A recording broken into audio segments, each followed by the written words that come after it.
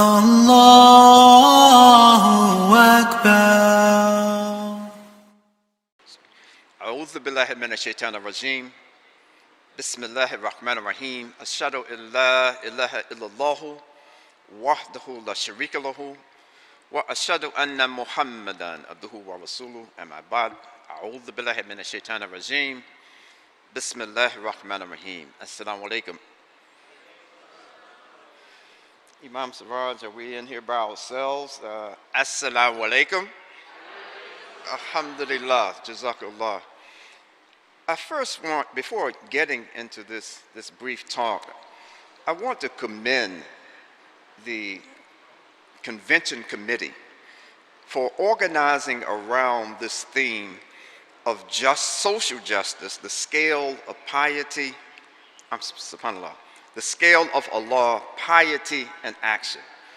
A lot of thought went into this particular theme, and it really helps my heart. I feel very good that we would focus this year on social justice in a way that it brings the theme to us in a way that we're recognizing that Allah subhanahu wa ta'ala has established for us these scales, and social justice and our piety and our action balance one another off.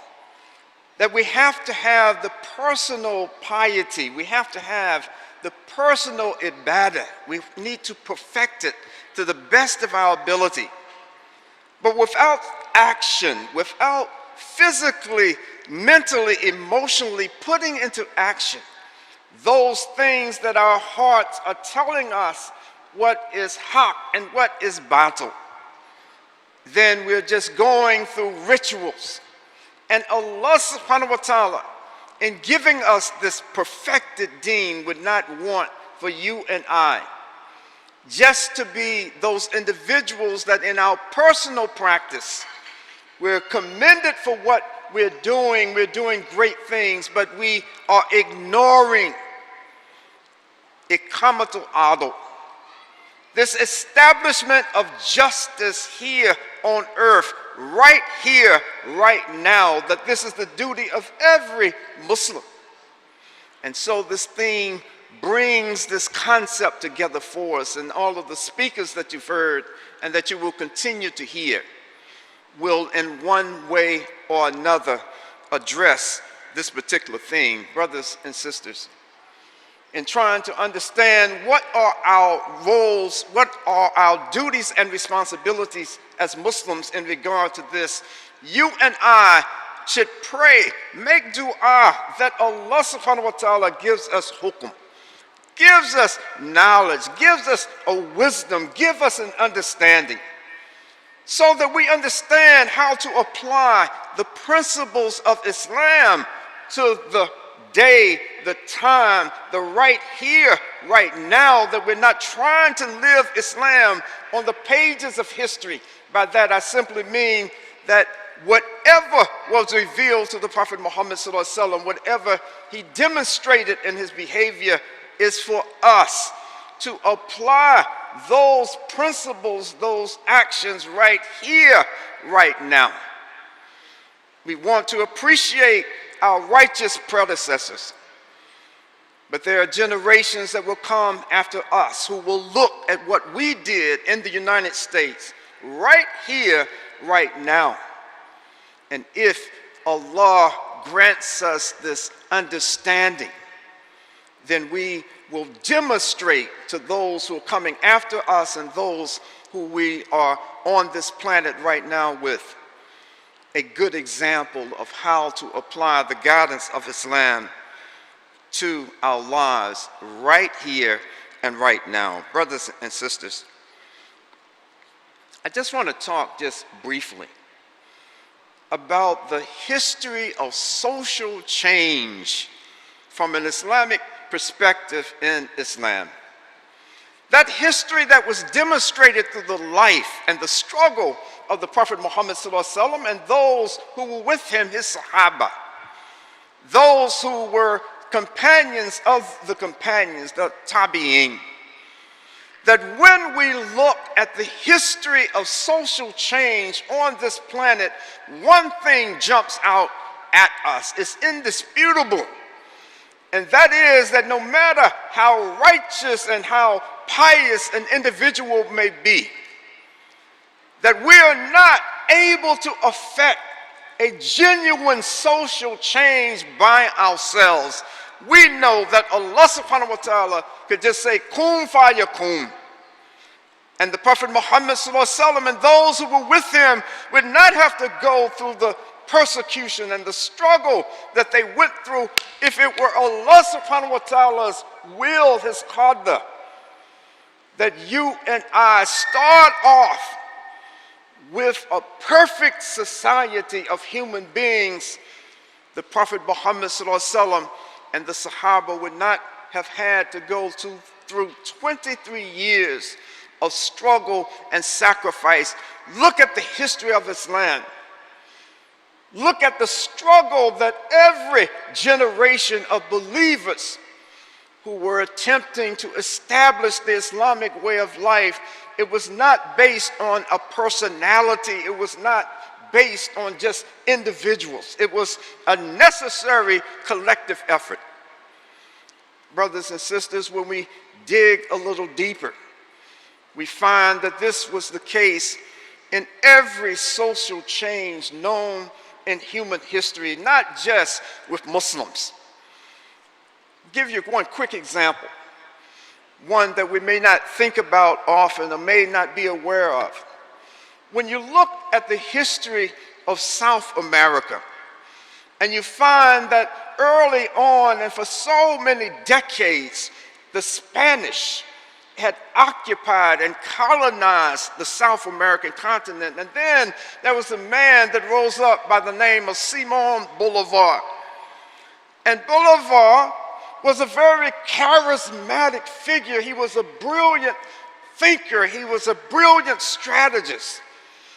And with Bolívar and others' leadership, we find that what now exists as 6 countries on the South American continent, that through the collective efforts of those in those affected areas and the leadership of Bolívar, that he was able for a period to liberate what are now 6 South American countries from this imperial power, imperialistic power of Spain.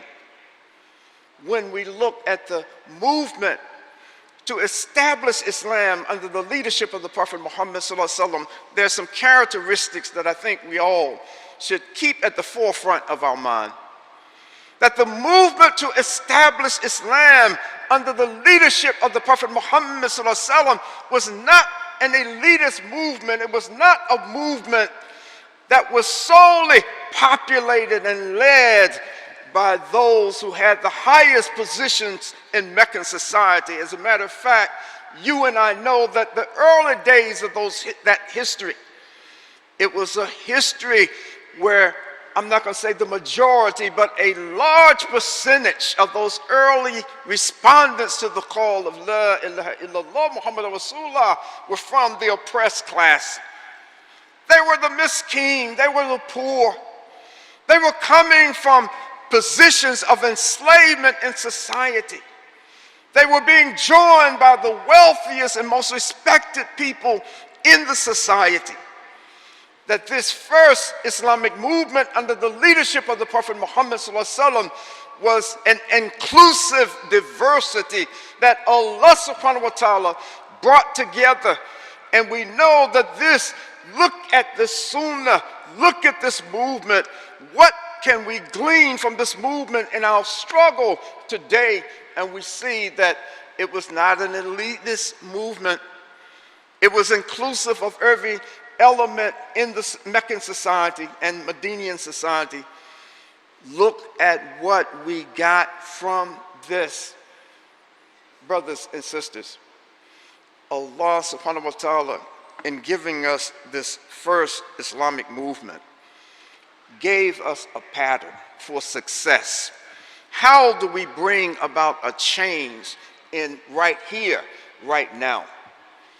How do we establish an inclusive diversity so that you and I can get the most out of our lifetime, out of our Islamic work. Brothers and sisters, Allah subhanahu wa ta'ala has given us this deen not just as a personal practice, but as an example, given us guidelines as to how to bring about an establishment of this deen right here, right now.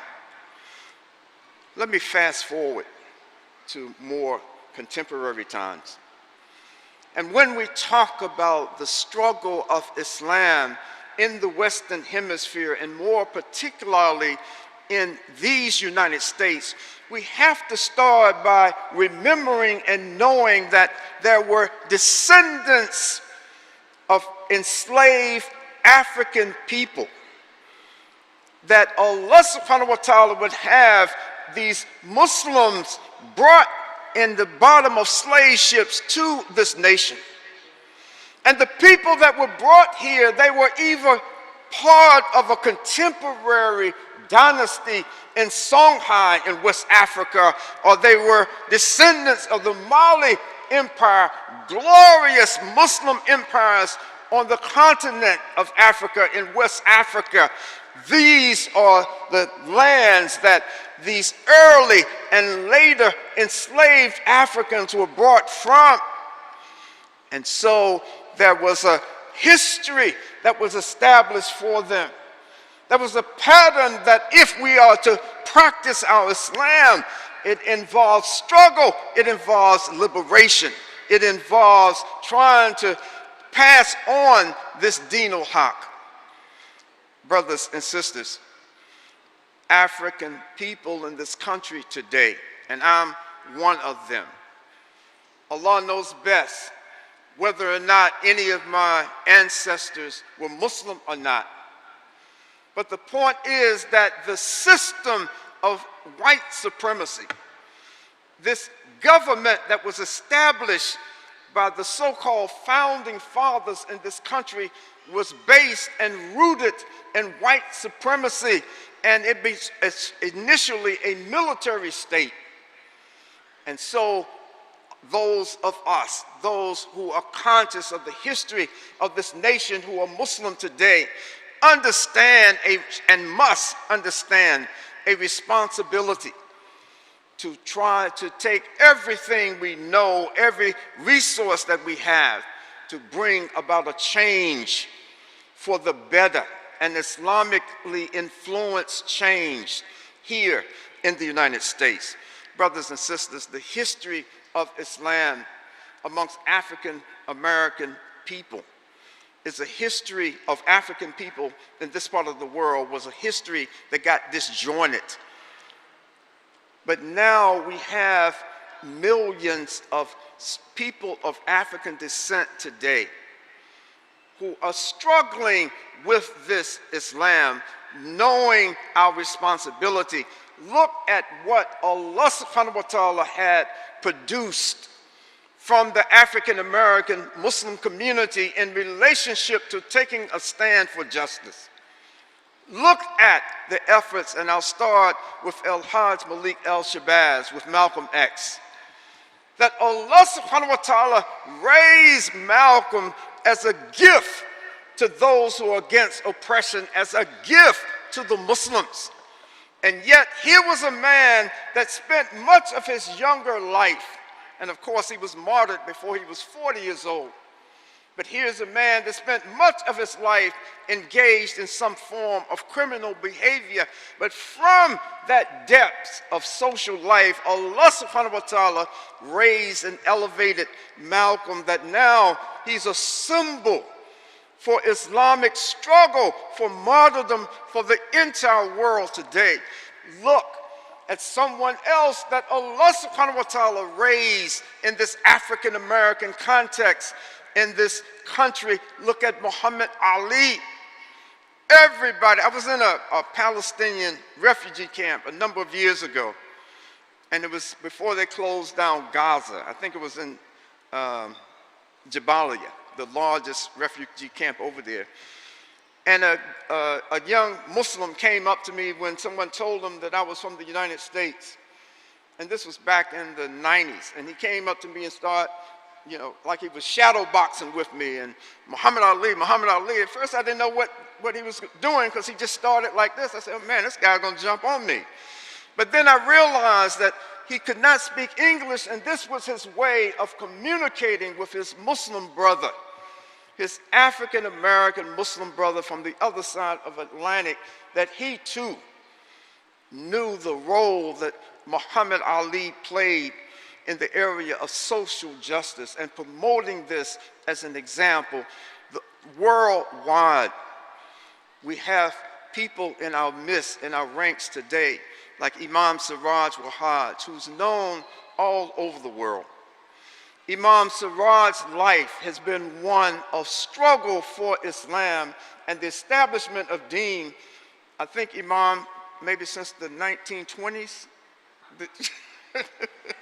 That's touche. That's a touche. But I think maybe after the 20s. But Imam Siraj is another example of struggle for justice in this nation.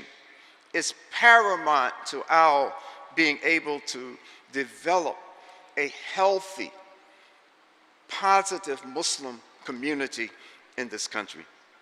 So when Allah subhanahu wa ta'ala commands us to take this stand for justice, it's not just a good idea. It's a command from Allah subhanahu wa ta'ala that you and I, regardless of our station in our lives, that you and I have this duty and responsibility to take a stand for justice following the divine guidance of Allah subhanahu wa ta'ala and following this divinely inspired and driven methodology established through the life of the Prophet Muhammad sallallahu alaihi wasallam.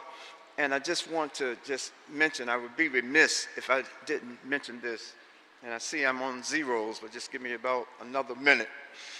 And that is that today, Malcolm was martyred in 1965.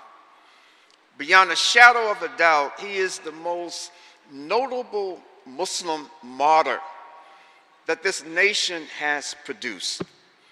But we have a kind of living martyr in the personage of Imam Jamil Abdullah Al-Amin. That he, like Malcolm, at a young age, once he recognized the guidance of Islam, and even before that had a lifetime from high school of committing to social justice. Imam Jamil was a person that before I met him, I was just hearing about how courageous this individual was.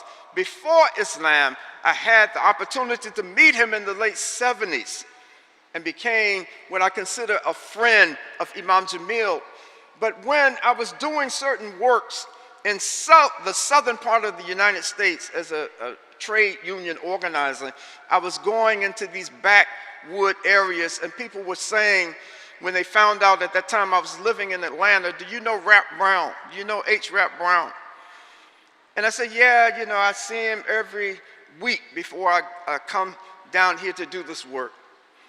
And they, without exception, when they realized that I knew Imam Jamil, said that this was the most courageous human being that they had ever met in their lives. That his example in the face of all kinds of oppression and racist attacks in southern Alabama, in Mississippi, in all of these areas, that it gave them their manhood.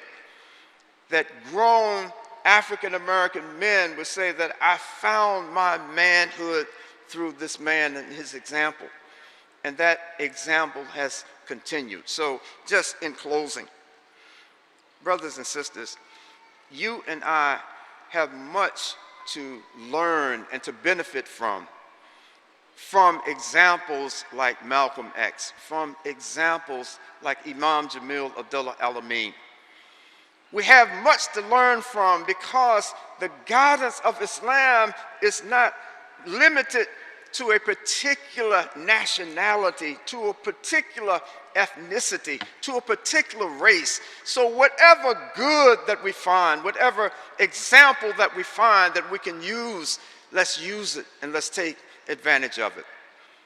But let us leave this convention with a commitment to take this stand for justice, to be exemplars to our children, to our families, to the citizens of this country as to the revolutionary potential that Islam has in addressing and correcting the wrongs in American society.